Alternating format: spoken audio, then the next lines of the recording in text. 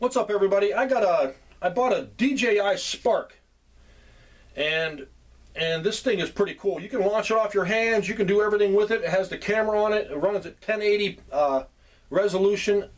The other drones are more expensive. This was 400 bucks, and we got it with the case, and we got it with the remote control, and it would link together and everything like that. And it is the neatest little thing. Easy to fly. There's no problem flying this thing. And one of the things I wanted to do was to see, because since it uses GPS, I took it to work and I put an X on the ground and I launched it off of that, and I went straight up.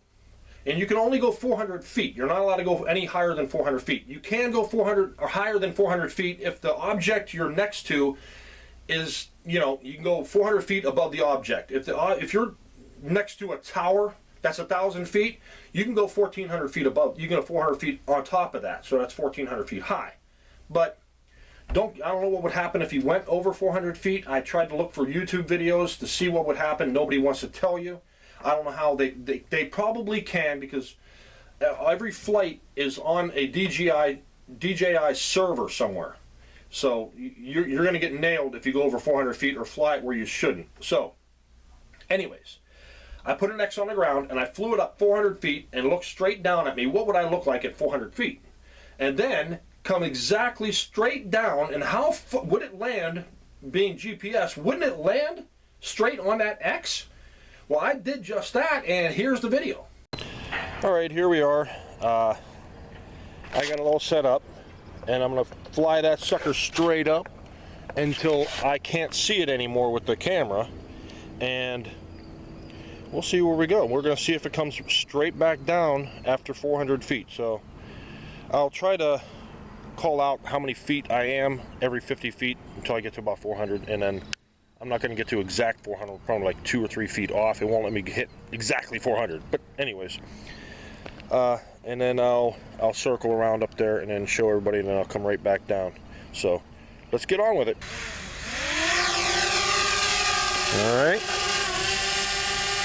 that's this, and I'm going to put the gimbal down,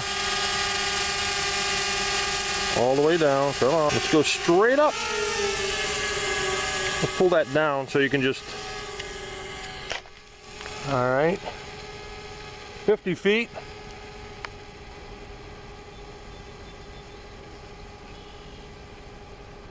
There's 100 foot.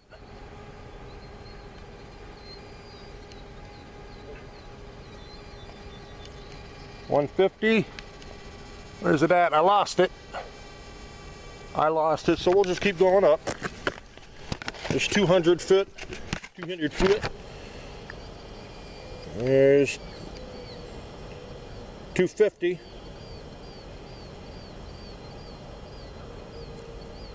I can still hear it. 300, 310, 20, 30, 40, 50, 60, 70, 80, 93. That's way up there. Can you see my hands moving around? I don't know. Let's move the camera up and see what we can see up there. Oh my God. Yeah, this is it.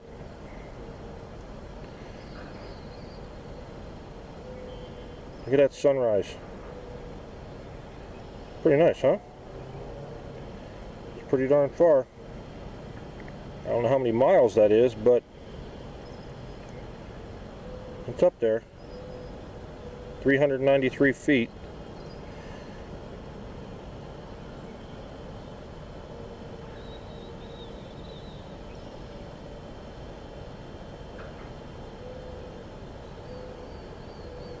Wow. Just circle around.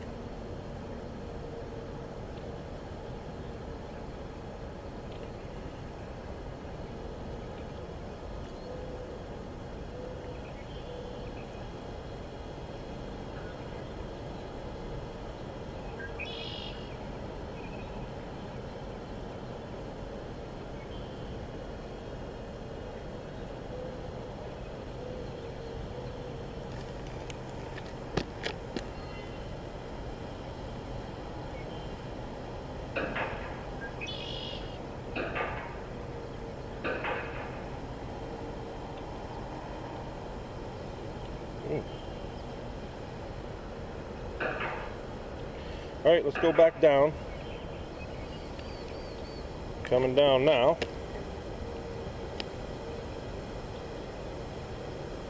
I didn't move the stick left or right, so coming down at 3.4 miles per hour.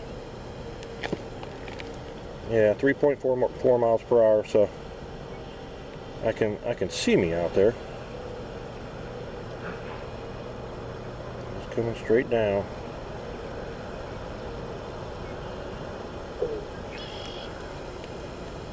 I can't see it. What the heck is it? Oh, there it is.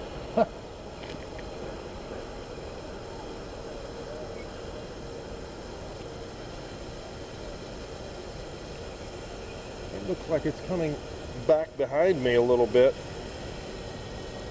but who knows where it's going to end up. There you squat down here. It's coming down. It's going to land right on my head. 75 feet, 50 feet. Ugh.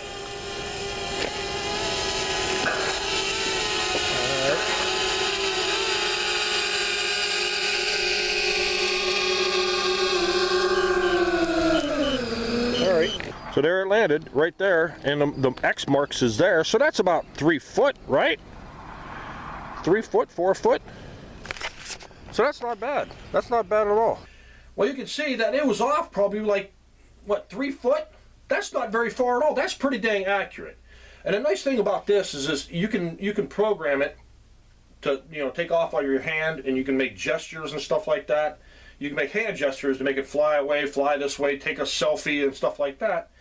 And you can do that with the remote now. You can just, you know, record video and upload and stuff like that. And there's also a thing in the settings where it will come home if you get lost or something, you can't find your way back. You can hit the home button. You got to program it to how many feet out you want that to happen. So if you fly around trees and you hit the home button, it won't run into the tree. It will actually go around the tree and fly all the way home. So, and then I'm going to tell you about the different modes it has. Okay, you got beginner's mode. It only lets you go 100 feet out or 100 feet up. Then you go into your settings on the you hook your phone up to it, and you go into the settings, and you can take it out of beginner mode, and you can go up to 400 feet. And then I think it goes 6,500 feet away, so that's over a mile. And then you have sport mode, which it goes a lot faster. Now, I made another video like that, a couple of videos, so I'm going to show you those right now. I'm going to try, I don't know why it's not going into sport mode. There it is. Alright, let's see. There we go.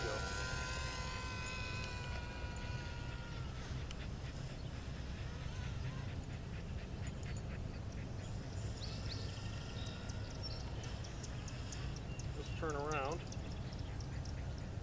Come back toward us.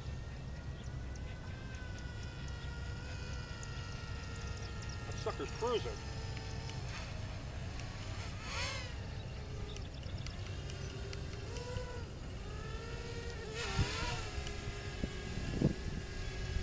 Even though I can't record for some reason, it's saying my video cache is too full.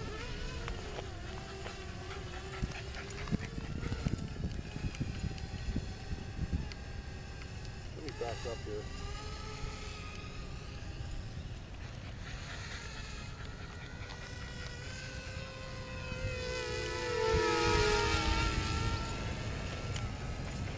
Spot wants to chase this thing.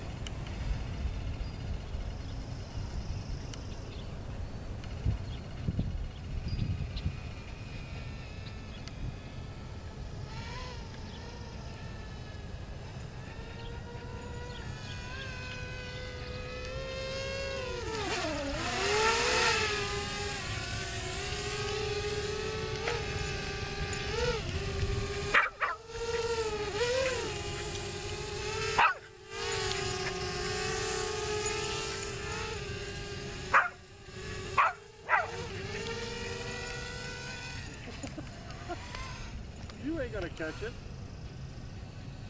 Here it comes. Here comes Spot. Here it comes. Let's turn around. I'll zip buzz over again.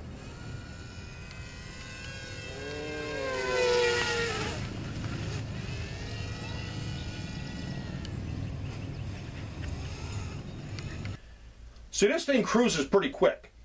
It goes, I had it up to 33 miles an hour. Now that's flying. And you always, it tells you, you know, give yourself a good distance for stopping, because it doesn't stop as fast as it does in regular, you know, regular mode. It has a follow me mode. You can have it hover there and it can follow you. This is the neatest little thing. You can just do, you know, inspections on roofs. If you have something you want to check out, like up in a tree, or you know, some water tower you want to look at, you want to inspect it, you can use that through this. But you cannot use drone videos, as far as I know. You're not allowed to use it. Don't monetize your videos or anything like that, because then if I'm right, you need a FAA license to monetize your videos if you're going to put them online on YouTube. And if you're not going to get a license, don't worry about it. If you use it for commercially, if you're going to make money on the videos, you need a license. That's what I was trying to say. Jeez. What else do I want to talk to you about? The instruction booklets are garbage. You give a whole stack of them, and they're just garbage. You know, they're in like 8 different languages. The first 2 pages, 3 pages, the only thing that you need to see. But if you just go on YouTube and look at instruction videos and stuff like that, that's fine. You'll learn more from there. But these are some of the things that they don't tell you, is that when you plug it in, you get this little cable, and you got to charge. This goes into your phone, but you get the charging cable, and when you initially plug it in to charge the battery, I was like, well, why isn't it charging? The lights aren't on. You have to wait about 20 seconds for them to come on, and they'll show you. And the same way when you hook up, people make drone videos with this. They're like, oh, I just turn it on, boom, and we're ready to fly. No, you have to wait for it to sync, and then up to the satellites, you have to sit there and wait. And you always want to update the firmware for it. So that's a lot said. Now, what else? So I don't know anything else, but it is a neat little toy that you can buy. You can get these at Walmart for $400. They make better ones that have more options, and I'm like, why do I need something that big? Like a Mavic Air and a Mavic Pro, they go from $800 to $1,400. So I figured $400. This thing, it does great. You can go and videotape some stuff. I used it in one of my videos. I made a deer path, and I flew my drone over it to show everybody I was on Facebook. I put it on Facebook to show them the path that I cut into the woods for the deer. But this is a really neat toy, and it comes with extra wings. And people always say, oh, I crashed mine. I haven't crashed it yet. I flew it multiple times. I haven't crashed it yet. But I don't think I will. You just be careful and go slow. But they're a lot easier to fly than the other drones that you buy. Like you buy a $50, $60 drone. If it's not connected to Wi-Fi or global positioning, like the satellites, it's hard to keep it stable. You have those things to get the motors synced or something like that, leveled, and it's hard to keep that. If you have wind or anything like that, it's going to blow it off, you know. And they're very hard to fly. These are very easy to fly. You just swipe it right, and the thing will take off 4 feet off the ground, and you go from there. If you panic when you're flying, just stop, let go of the controls, and it'll stop right there, and it'll hover. And it's pretty cool. You can record yourself doing something for instructional video. You can have somebody fly around showing you. It is a neat little thing, and it does all kinds of crap. And I just don't advise. I don't advise a flight over 400 feet. I don't know what would go wrong, like I said, but they will know you flew over 400 feet. And if you're not around an object that you can fly over 400 feet, next to it, above it, then you're probably going to get in trouble somehow. They'll probably end up systematically shutting down the software on your drone. I imagine, because it all records on your phone and on the DJI website or on their servers. So there you go. It's a neat little toy. If you're looking to get one, I would get this one, unless the fly time, I would say between 15 and 20 minutes. It depends on what you're doing. If you're doing a lot of up and down, racing back and forth, yeah, it's gonna burn the battery up faster. But I would, just other than like cruising around or something like that, or hovering, it'll last pretty good time. Now the Mavic Air and the Mavic Pro, they go for about 20 minutes, 25 minutes or something per battery. But this is just good enough for me to play around with and make some videos for you and screw off.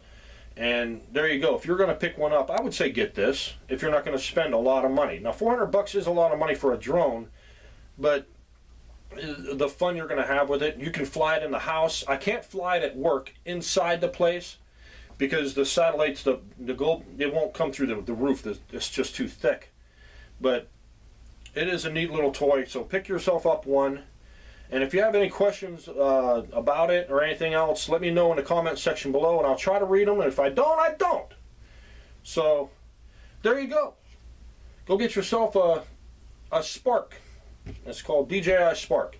And get the case for the controller too, because the case that I bought it with, it was a little foam thing. It didn't have anything for the controller. This holds extra pads or extra batteries. 1, 2, 3 extra batteries, maybe 5 extra batteries. The drone itself, and it just pops right down in there, and you get a little package on the thing on the side for all your cords and crap, and it zips closed, and it's a lot easier to carry. It carries your charger, so you can get extra battery. Extra batteries are about $50, and I got the case online for like $30, $28 or $30 or something like that. So there you go. And it has I almost forgot, it has a micro SD card in the back, so it records onto it.